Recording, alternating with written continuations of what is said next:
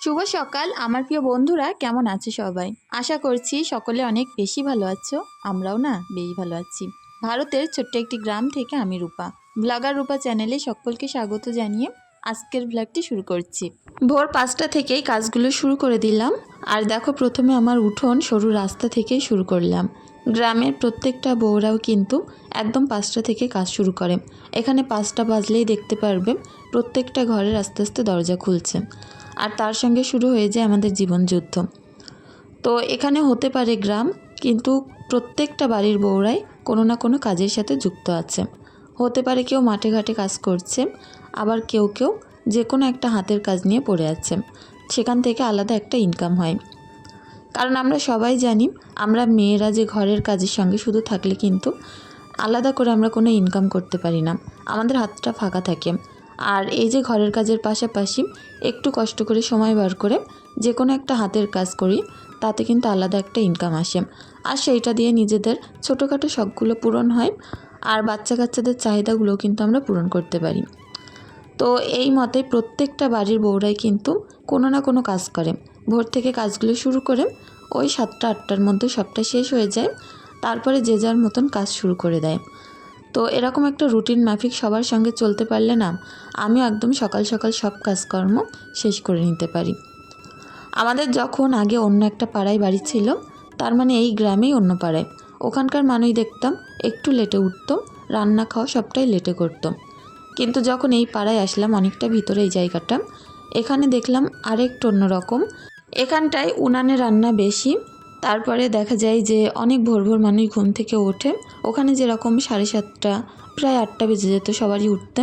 আবার দেখলাম যে যে কোনো বাড়ির বউরাই আর কি কোনো না কোনো হাতের কাজের সাথে যুক্ত আছে। আর বলতে পারো এখানে ওই 1টার ভিতরে 12টার মধ্যে প্রায় সবার রান্না শেষ হয়ে যায়, সকাল সকাল খাওয়া দাওয়া করে নেয়। তো এই যে সিস্টেমটা, এটা কিন্তু অনেক ভালো। আর বলতে পারো ওই 9টা 9:30টার মধ্যে পুরো পাড়ার মানুষজন ঘুমিয়ে পড়ে। তো এই সঙ্গে যদি আমরা চলতে পারি তাল মিলিয়ে, তাহলে কিন্তু জীবনটা আরও সুন্দর যায়। তো যাই হোক, এখানে আমি হাঁসগুলোকে ছেড়ে দিলাম। দেখলাম ডিম আছে কি, আজকে না ডিম পারিনি। এত বেশি ডিমের চাহিদা হয়েছে, প্রত্যেক দিন কেউ না কেউ ডিম কিনতে আসছে। ভেবেছিলাম বিক্রি করব না, এত কাকতি মিনতি করছে আগের দিন একজন, তো কটা বিক্রি করলাম। আবার একজন বলে গেছে যে 4-5টা ডিম কিনবে। তো এইসব করেও কিন্তু টুকটাক হাত খরচা আমার ওঠে। আর আমার এই যে দেখতে পাচ্ছ সুন্দর নারকেল গাছগুলো, এগুলো যে কি আমার সোনায় সোহাগা গাছ, তোমাদের কি বলবো। এর থেকে আমি কাঠ, পাতা, জ্বালানি সব তো পাই, তা বাদেও আমার যে ডাব নারকেল হয়, এগুলো বিক্রি করে আমি কিন্তু মাসে অনেক টাকা পাই। তো যাই হোক, বুঝে শুনে চলি বলে কিন্তু অনেকটাই সেভ হয়। আর এই পুকুর থেকে টুকটাক মাছ ধরি, মাছ সেরকম আমাদের কেনা লাগে না। আজকে হাঁসগুলোকে ছেড়েছি বটে, ওদেরকে কিন্তু খেতে দেওয়া হয়নি। পেছন পেছন ঘুরে বেড়াচ্ছে খাবে বলে। তো কিছুটা খিচুড়ি ছিল নষ্ট, সেগুলোকে দিলাম, ওরা খেলো। তো এরকম নষ্ট জিনিসপত্র দিলে কিন্তু আমার জিনিসটা ওয়েস্ট হয় না, আর তার সঙ্গে হাঁসগুলো খেয়ে ডিম পারে। তো যাই হোক, ডবল ফায়দা। আর চলো এখন কালি কড়াটাকে মেজে নিই। এই কড়াটা আমি কিনেছিলাম খুব শখ করে উনানে রাঁধবো বলে। তো কালি পড়লে খুব খারাপ লাগে, আমি একদম প্রত্যেক দিনের কালি প্রত্যেক দিন কষ্ট হলেও তুলে নিই। আর আজ একটু সাথে করে ছাইও এনেছি উনান পাড় থেকে। ছাই দিয়ে একসঙ্গে সাবান দিয়ে মাজলে প্রচুর চকচক করে বাসন। বর্ষার সময় দেখতে পারছো পানি উঠতে উঠতে কত দূর ওপরে উঠে গেছে। নিচের যে একটা চওড়া শান ছিল, সেটাও এখন পানির তলায়। জানি না এবার পানি কতটা উঠবে। ওই দিকটা প্রায় ডুবো ডুবো। নেট তুলে দিয়েছি যাতে করে মাছ না বেরাতে পারে। আর মাছগুলো এত বেশি দুষ্টু কি বলবো, একদম ওই পাড় দিয়ে দিয়ে উপরে উঠে চলে যাচ্ছে। কই মাছগুলো তো কানকো বেয়ে বেয়ে উপরে উঠে আসছে।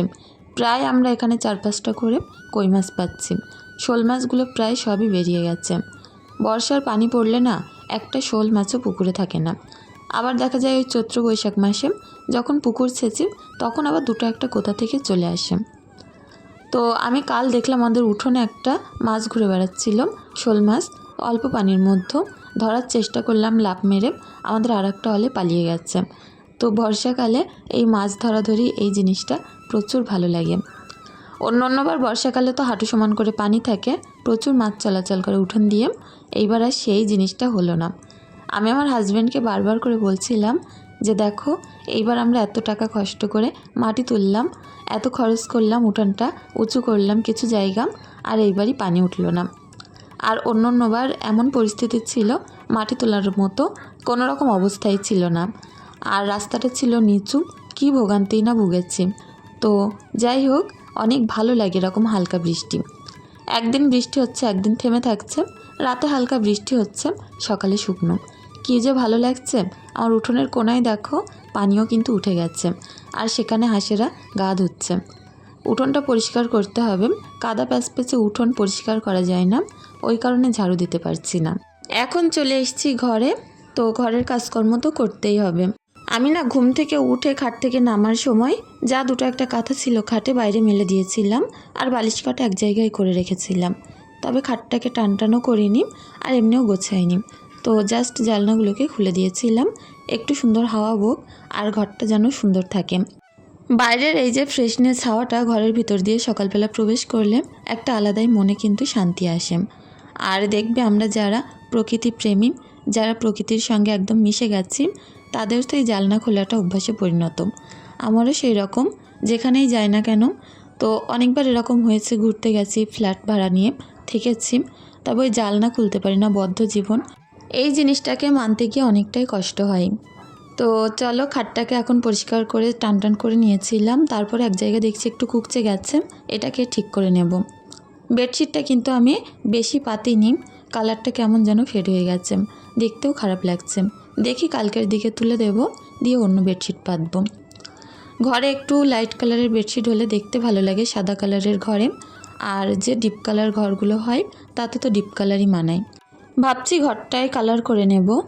তো অনেক রকম কালার মাথায় এসছে, আর ভাবছি এবার নিজে একাই কালার করব। খাটটাটগুলো একটু সরিয়ে সরিয়ে সেই জায়গাগুলোই রং করে নেব। তো মেয়ের পরীক্ষা আছে সামনে, কোনো কিছুই ভেবে উঠতে পারছি না। তো আমার হাজব্যান্ড বলেছে সামনে আমাদের বিবাহবার্ষিকী আছে, তখন সে আমাকে কি একটা সারপ্রাইজ দেবে, দেখা যাক কি দেয়। তো ওই কারণে কিছুই করতে পারছি না। আর তোমাদের দুয়ায় ভালোবাসায় আমি কিন্তু ইউটিউব থেকে এই মাসে পেমেন্ট পেয়েছি। তো অনেক অনেক কৃতজ্ঞতা, অনেক অনেক ভালোবাসা যে তোমরা সাথে আছো। আর আমি যে টুকটাক যে ইনকামগুলো করি ইউটিউব থেকে, এগুলো কিন্তু পুরোপুরি বলতে পারো আমার বাচ্চাদের পেছনে, কিংবা আমার হাজব্যান্ডের যখন একটু অসুবিধা যায়, আমি এই টাকাগুলো খরচ করি আমার সংসারের পেছনে। আগের বার যে রান্নাঘরটা দেখলে, আমার মাটির রান্নাঘরটা আমি ঠিক করেছিলাম, ওটাও কিন্তু আমার ইউটিউবের পেমেন্ট দিয়ে অনেকটা হেল্প করেছিলাম আমার হাজব্যান্ডকে। তো তোমাদেরকে অনেক কৃতজ্ঞতা জানাই, এইভাবে আমার পাশে থেকো। আর অবশ্যই তোমাদের ভালোবাসা না থাকলে কখনোই এই জায়গায় আসতে পারতাম না। যতটুকু ফ্যামিলি আমার, ছোট হোক বড় হোক, এটা আমার ফ্যামিলি আর তোমাদের ভালোবাসা। বাইরে আমি এই যে দুটো পর্দা লাগিয়েছিলাম, লং পর্দা এগুলো, তো এগুলো না আমি প্রথমে দড়ি দিয়ে বেঁধে দিয়েছিলাম, সরু দড়ির মধ্যে পর্দাগুলো টাঙানো ছিল। তারপরে যখন এই জানলার রড লাগানো হলো পর্দা লাগানোর জন্য, তখন এই যে সরু ছিদ্র দিয়ে রডটা ঢুকছিল না। একটা পর্দা যা হোক কষ্টসৃষ্ট করে ঢুকেছে, এই পর্দাটা প্রচুর সরু করা ছিল, ঢুকছিল না। তো এটা আমি খুলে নিলাম, নিয়ে সেলাইটা খুলে একটু চওড়া করে সেলাই করে নিচ্ছি। তো ছোটোখাটো কাজগুলো আমি হাতে করে নেওয়ারই চেষ্টা করি। আরও সবথেকে যদি ভালো হতো, আমার সেলাই মেশিনটা ভালো থাকতো, আমি কিন্তু আরও অনেক কিছু তোমাদের সাথে শেয়ার করতে পারতাম। টুকটাক কাজ ওই ফোন দেখে একে ওকে দেখে শিখেছি মেশিনের সেলাই, তো সেইগুলোই আমি নিজে নিজে কিন্তু আগে করতাম। মেশিনটা খারাপ হয়ে যাওয়ার পরে, এত ভারী মেশিন আমি কিন্তু আর নিজে নিয়ে যেতে পারছি না ঠিক করতে। হাজব্যান্ডকে কবে থেকে বলছি মেশিনটা ঠিক করে এনে দাও, আজ যাই কাল যাই করে সময় হচ্ছে না, কবে দেখি ঠিক করে এনে দেয়, তখন আমি তোমাদের সঙ্গে টুকটাক আরও অনেক কিছু শেয়ার করতে পারবো। এখন পর্দাটা সুন্দর করে লাগিয়ে দিচ্ছি। ঘরের ছোট্ট ছোট্ট কর্নার হোক, যে জায়গাটা হোক না কেন, নিজের মনের মতো করে সুন্দর করে সাজিয়ে রাখতে চাই।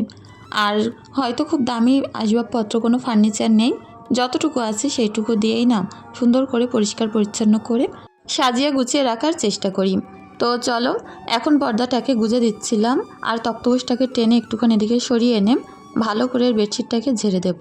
বাচ্চা কাচ্চা এখানে বসে পড়াশুনো করে, আর কত পেন্সিলের কুটি এটা ওটা ফেলে, তো সেগুলোকে ঝেড়ে নিতে হবে। নিচেই দিয়ে রেখেছি এরকম একটা ব্ল্যাঙ্কেট, যাতে করে না ওই যে বেডশিটটা না নড়ে, আর সুন্দর টাইটভাবেও কিন্তু বসেও থাকে। এই তক্তপোষটা খুব ছোট্ট, এটা বানিয়েছিলাম আমার দোকানে, এটা ওটা সামনে সাজিয়ে রাখার জন্য। আর এখন দেখো কি কাজে ব্যবহার হচ্ছে। ভাবছি সরু লম্বা একটা শোকেস বাদ পড়েছে দোকানে, সেটাকে বাড়িতে আনবো, কিন্তু বুঝতে পারছি না কোথায় রাখবো। রাখার জায়গাটা ঠিক ফাইনাল করতে পারলে তাহলে এটাকে আমি বাড়ি এনে সুন্দর করে মেকওভার করে গুছিয়ে রাখবো। তো জিনিস পড়ে থাকলে কিন্তু আরও নষ্ট হয়ে যাবে, ব্যবহার করলে মোছা পড়লে সেটা ভালো থাকবে। তো যাই হোক, এখন দেখো বারান্দার এই কর্নারে আমি যে ডাইনিং এরিয়া বলি এই জায়গাটাকে সুন্দর করে মেকওভার করে নিলাম আর ভালোভাবে ঝাড়ু দিয়ে নিচ্ছি। ওপরটায় যে এত পিঁপড়ে ওঠে তোমাদের কি বলবো।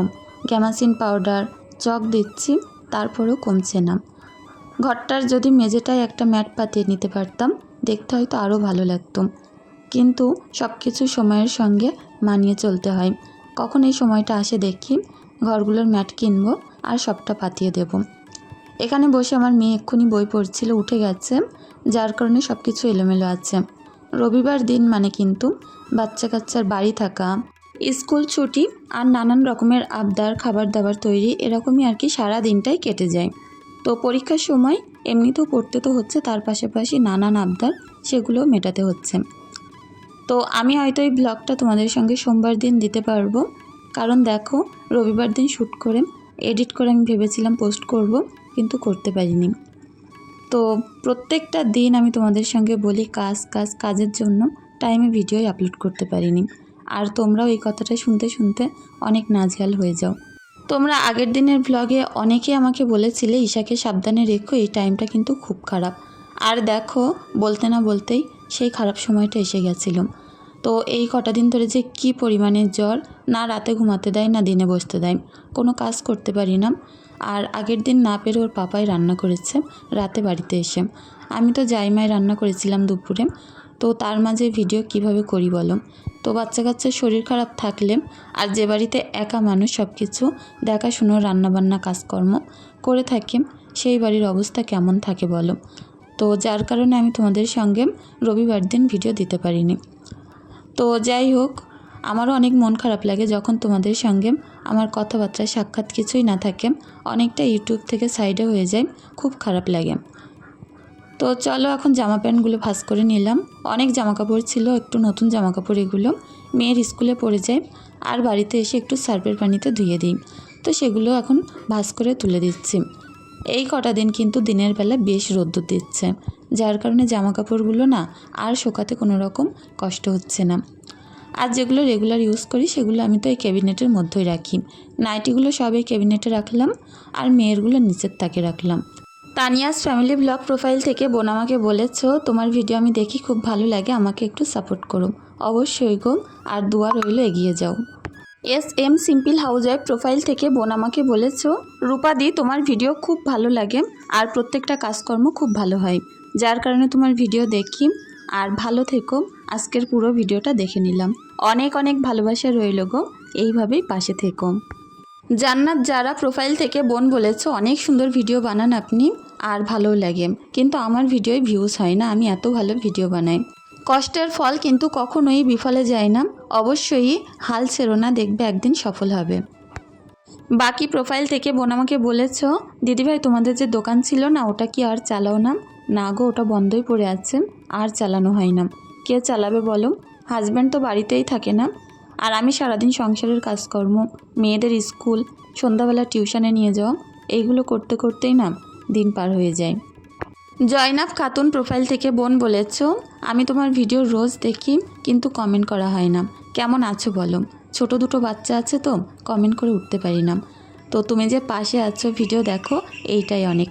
আর অনেক ভালো লাগলো, অনেক দিন পরে কমেন্ট পড়লাম। এদিকে দেখো কাজ করতে করতে প্রায় বাসি কাজ শেষ করলাম, এখন বসবো এক কাপ চা নিয়ে। সকালের পুরো ফুল এনার্জিটা কিন্তু চা থেকেই পাওয়া যায়। তারপর আমি চেষ্টা করি বাচ্চারা ঘুম থেকে উঠলে ওদের ব্রাশ করাবো, চা করব, আমি চা নিয়ে বসবো, আর ওরা দুধ খাক বিস্কুট খাক যাই খাক না কেন একসঙ্গে বসে খাওয়া দাওয়ার পর্বটা একবারে কমপ্লিট করিয়ে দিই। এখানে দেখো দুই মেয়ে এখন কি নিয়ে খেলা করছে। ঈশার যেহেতু প্রচণ্ড জ্বর, কিছুই মুখে দিচ্ছে না, অনেকবার করে ওর পাপাকে বলেছিল এই খাবারটা আনতে, আমি যেহেতু আনতে দিই না, দেখো কাল রাতে ওর পাপা চুরি করে এনে দিয়েছে। তো সেইটা নিয়ে দুজনা খেলা করছিল। আর এদিকে চলে আসলাম উনান পাড়ে। সকাল সকাল রান্না বসাতে পারলে আমি কিন্তু অনেক কাজ করে নিতে পারি আর মনটাও হালকা থাকে, আর বেশ কাজে একটা আলাদা এনার্জি পাওয়া যায়। ওই কারণে চেষ্টা করলাম তাড়াতাড়ি রান্নাটা বসিয়ে নিতে। এর মধ্যে বেশ খানিকটা সময় গেছে, বাচ্চা কোটা করেছি, হাজব্যান্ডকে ভাত দিয়েছি, খেলো। তারপরে সেই বাসনকোসন আবার মাজাম, তারপরে উঠোনটা ওই পাশটা একটু ঝাড়ু দিলাম। এরকম অনেক কাজ কিন্তু করেছি, যেগুলো আর কি ক্যামেরায় বন্দি করা হয়নি। তো এখন পেঁয়াজটা ভাজা ভাজা করে আদা রসুন বাটা দিয়ে অল্প একটু মাংস দিলাম। রবিবার মানেই বাড়িতে থাকা মাংস রান্না, এই সকল জিনিসগুলো অনেক ভালো লাগে। তো ফ্রিজে মাংস ছিল আর কিনে আনতে হলো না আজকে, তো সেইটুকু দিয়ে আজকে অল্প একটু ওল আছে সেটাই রান্না করব। এটা হচ্ছে সাদা ওল, এই ওলটা দিয়ে মাংস খেতে অনেক ভালো লাগে। আর একটা ওল আছে যেটা লালচে লালচে হয়, ওইটা দিয়ে না মাংস অতটাও ভালো লাগে না। তো এই ওলটা কষাতে কষাতে গলে যায় আর একদম পুরো মেটে আলুর মতো লাগে। ওই কারণে আমি চেষ্টা করলাম আজকে মাংস দিয়ে করতে। দেখো সুন্দর করে আমি ঢাকা দিয়ে রেখেছিলাম কিছুক্ষণ। এখন ওলটা একটু শক্ত থাকতে থাকতে অনেকক্ষণ ধরে আমি এটা আগলা করে কষিয়ে নেব, কারণ ঢাকা দিলেই গলে যাবে। মাংস ওল দুটোই সিদ্ধ হয়ে গেছে, সুন্দর করে কষিয়ে নিলাম, ওপর থেকে তেলও উঠে গেছে। এটা এখন ঝোল দিয়ে নেব। আর লাস্টে নামানোর আগে জিরে মরিচ একটু গরম মশলার গুঁড়ো দিয়েছিলাম, যেটা স্কিপ হয়ে গেছে। যাই হোক, কালারটা যেমন এসেছিল খেতেও সেরকম দুর্দান্ত হয়েছিল। তোমরা অনেকেই আমার এই রান্নার উনানটা নাও চিনতে পারো, কারণ এটাতে খুব একটা রান্না করা হয় না, কিন্তু জলে খুব দারুণ। বর্ষাকালে তো একদম পারফেক্ট উনান। যদি কারোর উনানে পানি উঠে যায়, এই সকল ক্যারেটের উনানে কিন্তু একদমই পানি ওঠে না। আর দেখছো কেমন দাউ দাউ করে জ্বলছে। এখানে রান্না করতে আসলে হয় শুধু, যেই সেই হয়ে যায়। তো যাই হোক, মাংসটা নামিয়ে নিলাম।